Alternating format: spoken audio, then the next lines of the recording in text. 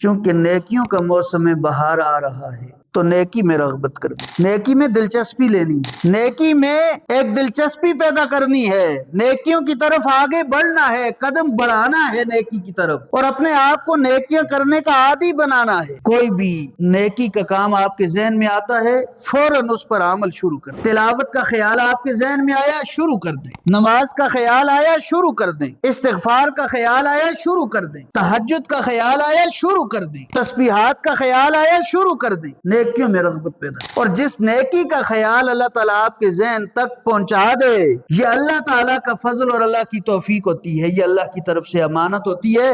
جب آپ کے ذہن تک اللہ تعالیٰ نیکی کا خیال پہنچا دے، پھر اس کے بعد آگے رکاوٹ پیدا نہیں کرنی، اس نیکی کو کرنا ہے۔ اور رمضان المبارک کے حوالے سے جو مشہور اہم جو نیکیاں ہیں وہ میں آپ کے گوش گزار کر دیتا ہوں۔ سب سے پہلے تو 5 وقت کی نماز کی پابندی کرنا، یہ رمضان کے علاوہ بھی فرض ہے، لیکن ہم لوگ سست ہیں۔ رمضان کے علاوہ بھی 5 وقت کی نماز فرض ہے، 5 وقت کی نماز، لیکن اب تو رمضان آ رہا ہے، اس میں تو اس فرض میں اور زیادہ شدت پیدا ہو جائے۔ تو 5 وقت کی جو نماز ہے کوشش کریں آج ہی سے یہ تہیہ کریں کہ 5 وقت کی نماز انشاءاللہ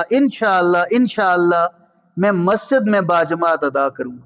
تہیہ کرتے ہیں نا، ارادہ کرتے ہیں نا، اللہ تعالیٰ عمل کی توفیق عطا فرمائے۔ تو 5 وقت کی نماز یہ رمضان المبارک کی اہم عبادت ہے، اہم نیکی ہے، اس میں کسی صورت میں بھی سستی نہ ہو۔ اور دوسری بات، جب آپ نماز پڑھیں گے تو ہر نماز کے ساتھ تھوڑی تھوڑی تسبیحات کر دیں۔ اس کے لیے میں آپ سے یہ نہیں کہتا کہ آپ گھر میں روزانہ شام کو 4 بجے مصلی بچھائیں، تسبیح اپنے پاس رکھیں اور تسبیح لے کر اس مصلی پر بیٹھیں اور تسبیحات شروع کر دیں، یہ نہیں کہتا۔ یہ جو آپ نے نماز پڑھی ہے نا، نماز کے ساتھ ہی تسبیحات کر دیں۔ کون کون سی تسبیحات کرنی ہے؟ استغفر اللہ استغفر اللہ استغفر اللہ، 100 مرتبہ یہ تسبیح پڑھ لیں، الحمدللہ 100 مرتبہ یہ پڑھ لیں، سبحان اللہ 100 مرتبہ یہ پڑھ لیں، اللہ اکبر 100 مرتبہ یہ پڑھ لیں، بس یہ تسبیح 100 دفعہ درود شریف پڑھ لیں۔ اس طرح ہر نماز کے ساتھ کوشش کریں یہ 5 تسبیحات کر لیں، درود شریف کی، سبحان اللہ کی، الحمدللہ کی، اللہ اکبر کی، استغفر اللہ کی۔ ان تسبیحات کا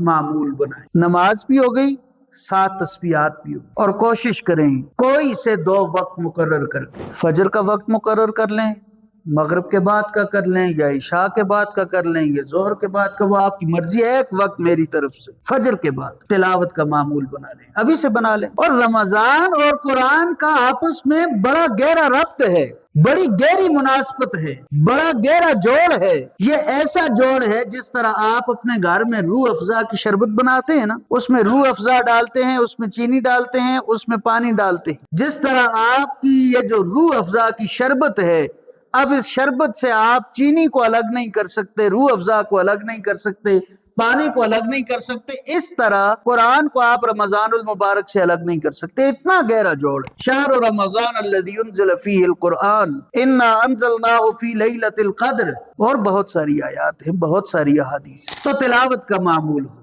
ایک فجر کے بعد، اور دوسرا آپ اپنی مرضی سے کوئی وقت مقرر کر لیں۔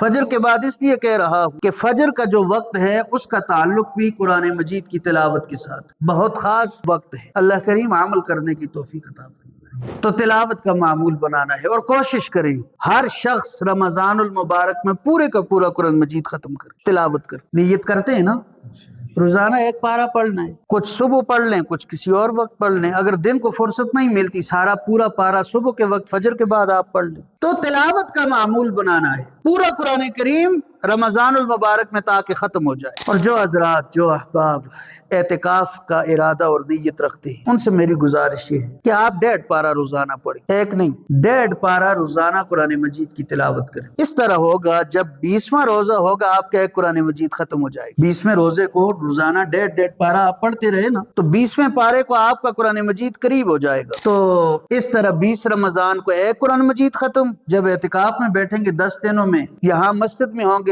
کافی آپ کے پاس کھلا وقت ہوگا، تو ایک قرآن مجید آپ اعتکاف کے دنوں میں ختم کر سکیں گے۔ تو ان دنوں میں نیکیوں کو اپنے معمولات کا حصہ بنانا ہے، نماز 5 وقت کی پڑھنی ہے، تلاوت کو معمول بنانا ہے، اور اس طرح تسبیحات ہیں وہ تسبیحات لازمی کر دی۔ اور اگلی بات، اس کام کو خود کو عادی بنانا ہے، ان کاموں، تب جا کر رمضان المبارک میں ہم صحیح طریقے سے کام کر سکیں گے، رمضان المبارک کا صحیح طریقے سے استقبال ہوگا، اور رمضان میں ہم نیکیاں کر سکیں گے، رمضان کو قیمتی مفید بنا سکیں گے جب ہماری یہ عادت بنی ہوئی ہوگی، اور یہ عادت آج ہی سے بنانے کی کوشش کریں گے۔